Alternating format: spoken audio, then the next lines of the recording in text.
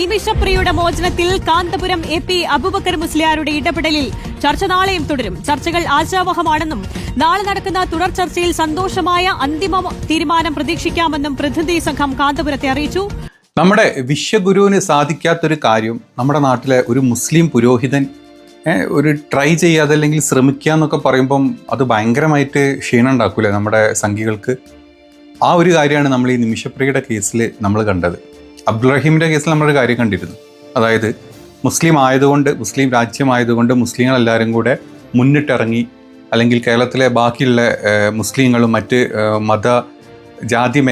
മതമന്യ ആൾക്കാർ പൈസ കൊടുത്തു. അത് മുസ്ലിം സഹോദരനായതുകൊണ്ടാണ്. ഇതേ സ്ഥാനത്ത് ഒരു ഹിന്ദുവോ അല്ലെങ്കിൽ ക്രിസ്ത്യാനിയോ ആണ് അവിടുത്തെ ജയിലിൽ കിടന്നിരുന്നെങ്കിൽ ഈ പറഞ്ഞ ആരും മുന്നോട്ടിറങ്ങുണ്ടായിരുന്നില്ല.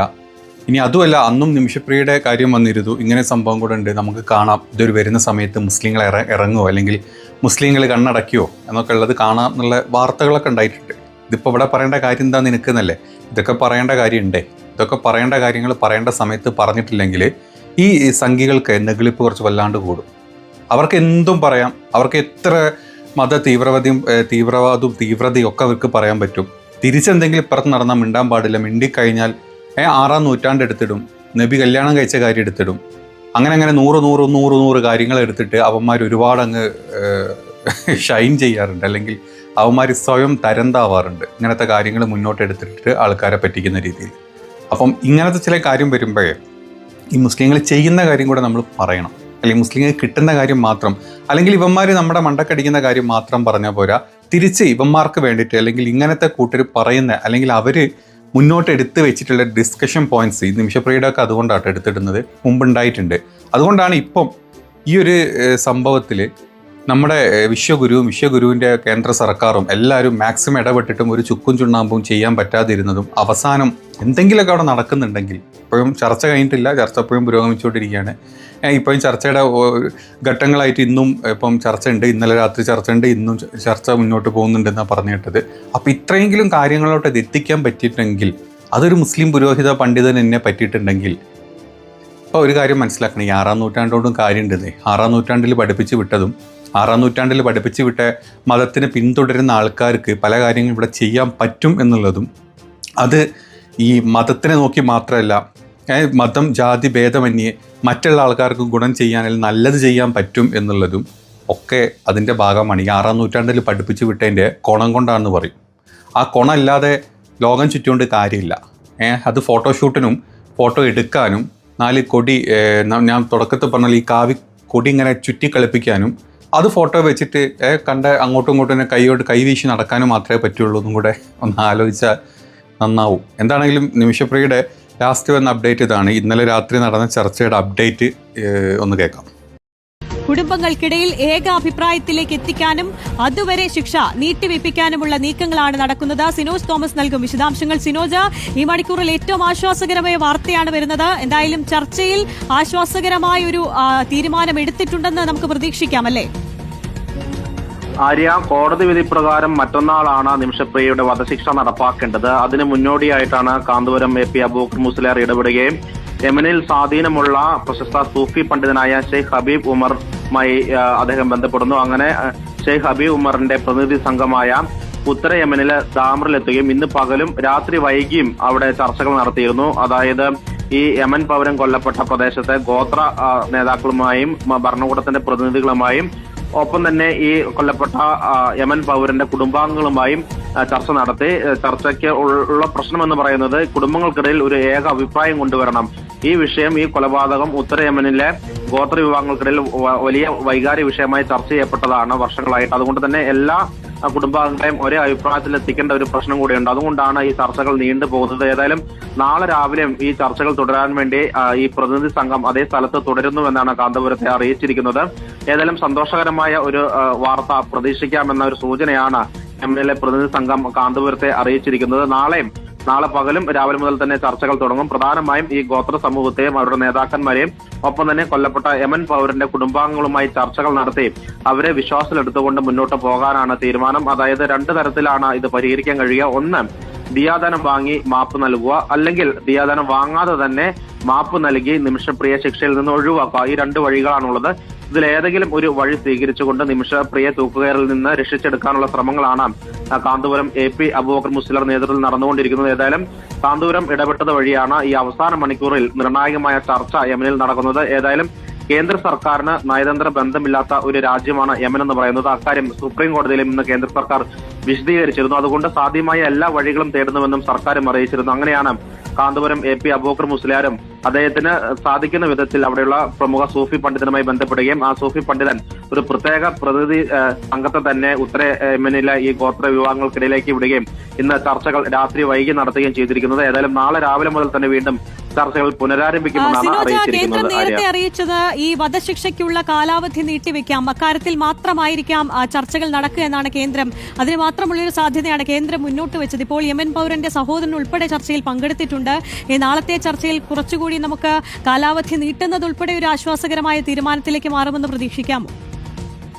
ആര്യ, തീർച്ചയായിട്ടും അങ്ങനെ ഒരു പ്രതീക്ഷ വെച്ചു പുലർത്താം. ഇന്ന് കാന്തപുരത്തെ സേവ് നിമിഷപ്രിയ ആക്ഷൻ കമ്മിറ്റിയുടെ ഭാരവാഹികളൊക്കെ തന്നെ വന്ന് കണ്ടിരുന്നു. അതായത് ഇതിന്റെ പരിമിതി എന്ന് പറയുന്നത് യമനുമായി ഇന്ത്യക്ക് നയതന്ത്ര ബന്ധമില്ല, അവിടെ എംബസി ഇല്ല, അതുകൊണ്ടൊക്കെ പ്രശ്നങ്ങളുമുണ്ട്. എന്നാലും കേന്ദ്ര സർക്കാർ ഈ വധശിക്ഷ നീട്ടിവെക്കാനുള്ള സാധ്യതകൾ കേന്ദ്ര സർക്കാരും തേടിയിരുന്നു. അതുകൊണ്ട് തന്നെയാണ് സുപ്രീം കോടതിയിൽ ഇക്കാര്യം അറിയിക്കുകയും ഈ ഹർജി വെള്ളിയാഴ്ചത്തേക്ക് മാറ്റുകയും ചെയ്തിരിക്കുന്നത്. അതായത് യമനിലെ വിധി പ്രകാരം വ്യാഴാഴ്ചയാണ് വധശിക്ഷ നടപ്പാക്കേണ്ടത്. പക്ഷേ സുപ്രീം കോടതിയിലെ ഹർജി വെള്ളിയാഴ്ചയിലേക്ക് മാറ്റിവെച്ചിരിക്കുന്നതും അതുകൊണ്ടാണെന്നാണ് കരുതുന്നത്. ഏതായാലും കേന്ദ്ര സർക്കാരും ഈ വിഷയത്തിൽ ഇടപെട്ടിട്ടുണ്ട്. അതിലെല്ലാം അപ്പുറം അവിടെയുള്ളത് ഗോത്ര സമൂഹമാണ്. ആ ഗോത്ര സമൂഹത്തിന് നേതൃത്വം നൽകുന്ന ആളുകളുമായി നേരിട്ട് സംസാരിക്കാനും അതോടൊപ്പം തന്നെ കൊല്ലപ്പെട്ട യമൻ പൗരന്റെ കുടുംബാംഗങ്ങളുമായും ഇതുവരെ നേരിട്ട് കാര്യങ്ങൾ സംസാരിക്കാൻ ഇതുവരെ സാധിച്ചിരുന്നില്ല എന്നാണ് പറയുന്നത്. ഏതായാലും കാന്തപുരം AP അബൂബക്കർ മുസ്ലിയാർ ഇടപെട്ടതോടുകൂടി യമനിൽ സ്വാധീനമുള്ള സൂഫി പണ്ഡിതനായ ഷെയ്ഖ് ഹബീബ് ഉമറിന് അദ്ദേഹത്തിന് അവിടെയുള്ള പ്രതിനിധി സംഘത്തെ നേരിട്ട് ഈ ഗോത്ര സമൂഹത്തിലേക്ക് അയക്കാൻ സാധിച്ചു. അതായത് ഉത്തര യമനിലെ ദമാർ എന്ന് പറയുന്ന സ്ഥലത്താണ്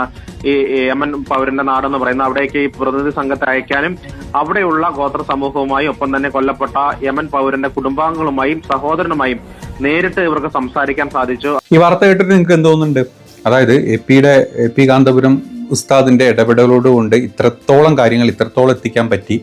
ഇപ്പോഴും തലാലിന്റെ ഫാമിലിയുള്ള പലരും ഇതിനെ സപ്പോർട്ട് ചെയ്യുന്നത്, അല്ലെങ്കിൽ ഈ വധശിക്ഷ ഒഴിവാക്കി കൊടുക്കാം എന്നുള്ള രീതിയിലാണ് അവരുടെ കുടുംബത്തിലെ പല ആളുകളും സംസാരിക്കുന്നത്. ഇനി നേരിട്ട് അയാളുടെ കുടുംബത്തിലെ മറ്റുള്ള ആളുകളുടെ കൂടെ സംസാരിച്ച് അവരിന്ന് ഇന്നലെ അതിനെപ്പറ്റി നൈറ്റിൽ സംസാരിച്ചിട്ടുണ്ട്. ഇന്ന് ബാക്കി, കാരണം നാളെയാണ് ഈ വധശിക്ഷ. അപ്പം ഇന്ന് തന്നെ അതിൻ്റെ കംപ്ലീറ്റ് ആയിട്ടുള്ള ഒരു ഫൈനൽ ഉത്തരം കിട്ടിയേ പറ്റൂ. ഈ ദിയാദനം അവർ സ്വീകരിച്ച് മാപ്പ് കൊടുത്ത് ആളെ മോചിപ്പിക്കുകയോ കംപ്ലീറ്റ്ലി, അതല്ലെങ്കിൽ ദിയാദനം അക്സെപ്റ്റ് ചെയ്യാണ്ട് തന്നെ അവർ മാപ്പ് കൊടുക്കുകയോ. ഇനി അവിടുത്തെ പബ്ലിക് പ്രോസിക്യൂഷൻ ഏത് രീതിയിലാണ് ഈ കേസ് ഇപ്പോൾ മാപ്പ് കൊടുത്ത് വധശിക്ഷ ഒഴിവാക്കി കഴിഞ്ഞാൽ തന്നെ പിന്നെ അവിടുത്തെ പബ്ലിക് പ്രോസിക്യൂഷൻ ഏത് രീതിയിലാണ് ഈ കേസിനെ ഇനിയിപ്പോൾ എത്ര, അതായത് ലോങ് ടേം ജീവപര്യന്തം പോലെ അങ്ങോട്ട് കൊടുക്കുമെന്നൊക്കെ നോക്കണം. കാരണം നമ്മൾ റഹീമിൻ്റെ കേസിൽ നമ്മൾ അത് തന്നെ കണ്ടത്. അതായത് അവർ മാപ്പ് കൊടുത്തുകൊണ്ട് റഹീമിൻ്റെ വധശിക്ഷ മാറിക്കിട്ടി. അതിനുള്ള കാശാണ് ഈ ദിയാദനം അവർ അക്സെപ്റ്റ് ചെയ്തിട്ടാണ് അവരത് ചെയ്തത്. അതിനുശേഷം അവിടുത്തെ പബ്ലിക് പ്രോസിക്യൂഷനും കാര്യങ്ങളും അതിൽ വീണ്ടും വിധി പറഞ്ഞു, വീണ്ടും കൂടുതൽ ശിക്ഷ കൊടുക്കണമെന്നും പറഞ്ഞു. പക്ഷെ ആൾ ഓൾറെഡി 19 വർഷം ജയിലിൽ കിടന്ന ഒരാൾക്ക് ഇനി കൂടുതൽ കൊടുക്കാനൊന്നുമില്ല, 1 വർഷം കൂടെ കൊടുത്ത് അയാളെ മോചിപ്പിക്കും എന്നുള്ള ഫൈനൽ റിസൾട്ടും വന്നു. ഇനിയും അതിൻ്റെ മേലെ തന്നെ മേൽക്കോടതിയിൽ ഇനിയും വാദത്തിന് പോയി കഴിഞ്ഞാൽ, ഹർജിക്ക് പോയി കഴിഞ്ഞാൽ ചിലപ്പം അതും റെഡ്യൂസ് ചെയ്യുന്ന രീതിയിലാണ് റഹീമിൻ്റെ കാര്യം നമ്മൾ കണ്ടത്. അപ്പം ഈ നിമിഷപ്രിയയുടെ കാര്യം അങ്ങനെ തന്നെ. ഇപ്പം ഇന്നത്തെ ഒരു ദിവസം വളരെ നിർണായകമാണ്. ഇന്നത്തെ ഒരു ദിവസം കൊണ്ട് AP ഉസ്താദിനും അവരുടെ ആ ഒരു സംഘത്തിനും ബാക്കിയുള്ള ആളുകൾക്കും ഒരു പോസിറ്റീവായിട്ടുള്ള ഒരു റിപ്പോർട്ട് അല്ലെങ്കിൽ ഒരു റെസ്പോൺസ് ഈ കുടുംബത്തിൻ്റെയും ബാക്കി ചർച്ചയുടെ ബാക്കി അനന്തര ഫലമായിട്ട് കിട്ടിക്കഴിഞ്ഞാൽ ചിലപ്പം ആ ഒരു വധശിക്ഷ ഒഴിവായി കിട്ടും. മറ്റുള്ളത് എന്താണെന്നുള്ളത് നമുക്ക് കണ്ടറിയാം. ഞാൻ തുടക്കത്തിൽ ഈ എന്താ പറയുക, നമ്മൾ ഈ ഇതിലോട്ട് മതം എടുത്തിട്ടത് എന്തിനാണ് നീ, അല്ലെങ്കിൽ ഇതിലൊക്കെ എന്തിനാണ് നമ്മൾ ഈ വർഗീയത പറയുന്നത് എന്നുള്ളത് പറഞ്ഞു പോകുന്നതാട്ടോ. വേറെ ഒന്നും വിചാരിക്കരുത്. കാണുന്ന ആളുകൾ ഒരു കാര്യം മനസ്സിലാക്കണം. ഈ റഹീമിൻ്റെ കേസൊക്കെ വന്ന സമയത്തെ 24 hours ചില യൂട്യൂബ് ചാനലുകളും ചില മീഡിയകളും, നമ്മുടെ നാട്ടിലെ ചില മീഡിയകളും 24 hours ഇരുന്നിട്ട് ഇതിനെപ്പറ്റി രൂക്ഷമായിട്ട് ഭയങ്കര മോശപരമായിട്ട് വർഗീയത കുത്തിക്കയറ്റി മുസ്ലിമും അല്ലെങ്കിൽ മുസ്ലിമിൻ്റെ പേരിലായതുകൊണ്ട് മുസ്ലിങ്ങൾ അത് ചെയ്യുന്നത് കൊണ്ട് മുസ്ലിങ്ങൾ ഇങ്ങനെ ചെയ്യുന്നത് കൊണ്ട് ഇവന്മാർ അങ്ങനെയാണ് ഇവന്മാരിങ്ങനെ ഇവർ രാജ്യം അങ്ങനെയാണ് ഈ രാജ്യത്ത് നിന്ന് ഇവർ ഒഴിവാക്കണം. ഇവർ ഈ പൈസ പിരിച്ചത് വെറും കള്ളത്തരത്തിനാണ്, ഇവർ ഇത്ര പൈസ പിരിച്ചത് അതിൻ്റെ ഡബിൾ പിരിച്ച പൈസ അവർ വേറെ പല രീതിയിൽ ഉപയോഗിക്കുന്നുണ്ട്, കള്ളപ്പൈസ എന്നും പറഞ്ഞിട്ട് അങ്ങ് ഛർദ്ദിച്ചിരുന്നു കുറേ പേര്. ഇപ്പം അന്ന് ഈ ചാനലിലും മീഡിയയിലും ഇരുന്ന് വാ തുറന്ന ഒരൊറ്റ വാണങ്ങളും ഇന്ന് ഒരു ചാനലും സംസാരിക്കുന്നില്ല എന്നുള്ളതാണ് ഏറ്റവും രസം. അന്ന് 24/7 ചാനലുകൾ ഉണ്ടായിരുന്നു. ചില ABC പോലത്തെ ചില ചാനലുകളും ചില മലം ചാനലും ചില ക്രിമി ചാനലുകളൊക്കെ ഇരുന്ന് 24 hours അന്ന് ഇരുന്ന് സംസാരിക്കുകയായിരുന്നു ഇതിനെപ്പറ്റി, ഇതിനെതിരെ സംസാരിച്ചുകൊണ്ടിരുന്നു. പൈസ തട്ടി പൈസ ഇതാക്കി ഇവന്മാരെ വിശ്വസിക്കാൻ പാടില്ല. അതിന് ചൂട്ടുപിടിക്കാൻ ചില സംഗിണി താത്തമാരും അതുപോലെ തന്നെ ചില സംഘപരിവാളങ്ങളും കൂടെ ഇരുന്ന് കുറെ എച്ചിലുകൾ കൂടെ ഇരുന്നൊക്കെ സംസാരിച്ചിരുന്നു. നമ്മുടെ നാട്ടിലെ പല ടീച്ചർ എന്ന പേരിൽ പലതര കാമിത പ്രവർത്തികൾ നടക്കുന്ന ചില കാമിതകളും ഒക്കെ ഇതിന്റെ പിന്നാലെ നടന്നിരുന്നു. ചില വലിയ വലിയ ജഹാൻ എന്ന പേരുള്ള പല ഒരു നുസ്ര കോക്കൊള്ളി സാധനങ്ങൾ വരെ ഇതിന്റെ പിന്നാലെ ഇരുന്ന് സംസാരിച്ചിട്ടുണ്ട്, അത് നമ്മൾ കേട്ടിട്ടുണ്ട്. ഇപ്പൊ ഈ കാര്യത്തിൽ ആർക്കും വാ തുറക്കാനില്ല. കാരണം അവരൊക്കെ പൊക്കിപ്പിടിച്ച് നടക്കുന്ന വിശ്വഗുരുവിന് വെറും കുരുയുടെ വില പോലും അവിടെയുള്ള ആൾക്കാർ കൊടുത്തിട്ടില്ല. അല്ലെങ്കിൽ ആ വിശ്വഗുരു പറഞ്ഞു വിട്ട അല്ലെങ്കിൽ ആ കുരുയുടെ അണ്ടറിൽ വർക്ക് ചെയ്യുന്ന ഒരു അഡ്മിനിസ്ട്രേഷൻ ട്രൈ ചെയ്തിട്ട് ഒരു ചുക്കും ചുണ്ണാമ്പോടെ ചെയ്യാൻ പറ്റിയില്ല എന്ന് ഇന്നത്തോടുകൂടി മനസ്സിലായതുകൊണ്ട് തന്നെ ഈ പറഞ്ഞ ഒരു നായിക്കാട്ടങ്ങളും പുറത്തോട്ട് വന്നിട്ടില്ല, വാ തുറന്നിട്ടില്ല, ഇനി മിണ്ടാനും പോകുന്നില്ല, പോസ്റ്റ് ഇടാനും പോകുന്നില്ല. അതിനി ഫേസ്ബുക്കിലായാലും യൂട്യൂബിലായാലും ഈ പറഞ്ഞ ഏത് മലം ക്രിമി ചാനലുകളിലായാലും ഒരു കാര്യം പറയാൻ പോകുന്നില്ല. അപ്പൊ അങ്ങനെ പറയാണ്ടിരിക്കുമ്പോഴും പണ്ട് റഹീമിന്റെ കേസിൽ വാതോരാണ്ട് വാചാലരായിട്ട് വിജൃംഭിച്ച് സംസാരിച്ച ആൾക്കാർക്കും തിരിച്ച് നമ്മുടെ സൈഡിൽ നിന്ന് എന്തെങ്കിലുമൊക്കെ ഒന്ന് പറയണ്ടല്ലേ. നമ്മൾ അന്നും സംസാരിച്ചു, നമ്മളൊന്നും സംസാരിക്കും. അപ്പൊ നമ്മൾ രണ്ട് വരുമ്പോഴും നമ്മൾ സംസാരിക്കണം എന്നുള്ളത് കൊണ്ടാണ് ഇത്രയും കാര്യങ്ങളെ ഞാൻ ഇത്രയും വലിച്ചു നീട്ടി പറഞ്ഞത് കേട്ടോ. അല്ല നിങ്ങൾ വേറെ തെറ്റിദ്ധരിക്കേണ്ട കാര്യമൊന്നുമില്ല. ഈ മതം ഈ പറഞ്ഞ 6-ാം നൂറ്റാണ്ടിലുണ്ടായ മതം, 6-ാം നൂറ്റാണ്ടിലുണ്ടായ ഒരാള് ബാക്കിയുള്ള അന്നത്തെ മനുഷ്യർക്ക് പറഞ്ഞു കൊടുത്തിട്ടുള്ള ഒരു മതം, അത് പുത്രനല്ല, അത് ദൈവത്തിന്റെ ദൂതനായിട്ട് വന്ന് ഒരു പ്രവാചകനായിട്ട് ഇവിടെ വന്ന് സംസാരിച്ച് ബാക്കിയുള്ളവർക്ക് കാര്യങ്ങൾ പറഞ്ഞ് മനസ്സിലാക്കി കൊടുത്തിട്ടുണ്ടെങ്കിൽ അതിൽ കുറെ കാര്യങ്ങൾ ഉള്ളത് കൊണ്ട് തന്നെയാണ്. ആ കാര്യം നല്ല രീതിയിൽ ഫോളോ ചെയ്യുന്നത് കൊണ്ടും ആ കാര്യം വേണ്ട രീതിയിൽ അത് അക്സെപ്റ്റ് ചെയ്ത് മനസ്സിലാക്കി ജീവിതത്തിലും മറ്റ് സമൂഹത്തിലും സാമൂഹ്യ ജീവിയായിട്ട് ജീവിക്കുന്നത് കൊണ്ടാണ് ഇത്തരത്തിലുള്ള കാര്യങ്ങൾ വരുമ്പം മതം നോക്കാണ്ട് ഇടപെടാൻ ഈ പറഞ്ഞ കൂട്ടർക്ക് പറ്റുന്നത്. മറ്റേ കൂട്ടർക്ക് ഇങ്ങനെ വെറുതെ വീമ്പ് പറഞ്ഞ് നടക്കുക എന്നല്ലാണ്ട് വേറെ ഒരു കാര്യത്തിനും ഒരു ഉപകാരമില്ലാത്ത കൂട്ടത്തിലോട്ട് പോവേണ്ടിയും വരുന്നത്. അതിപ്പോൾ മുസ്ലിം എടുത്തോ, നിങ്ങൾ ഹിന്ദു മതം എടുത്തോ, ക്രിസ്ത്യാനിറ്റി എടുത്തോ, ഈ മതത്തിലൊക്കെ നല്ലതേ പറഞ്ഞിട്ടുള്ളൂ. നല്ലത് ചെയ്യണം, നല്ലത് കാക്കണം, നല്ലതാക്കണം എന്ന് തന്നെ പറഞ്ഞിട്ടുള്ളൂ. ഈ ഒരു മതങ്ങളിലും നിങ്ങൾ ചീത്ത ചെയ്യണം, കൊല്ലണം, കുത്തണം, നമ്മുടെ നാട്ടിലെ പല എച്ചിലുകൾ പറഞ്ഞ് നടക്കുന്ന പോലെ സ്വന്തം ഉമ്മനെ വരെ ഭോഗിക്കണം, അതല്ലെങ്കിൽ അടിമ സ്ത്രീനെ വരെ ഭോഗിക്കണം, ഇങ്ങനത്തെ കാര്യങ്ങളൊക്കെ പറഞ്ഞ് നടക്കുന്നത് അത് അവന്മാരുടെ സുഖ സൗകര്യങ്ങൾക്കും അവന്മാർക്ക് അങ്ങനെ ജീവിക്കാൻ വേണ്ടിയിട്ടും പറഞ്ഞ് നടക്കുന്ന കാര്യങ്ങൾ മാത്രം. അതല്ലാണ്ട് ഒരു മതത്തിലും ഒരു രീതിയിലും ഇത്തരത്തിലുള്ള ഒരു കാര്യങ്ങളും പറഞ്ഞിട്ടില്ല.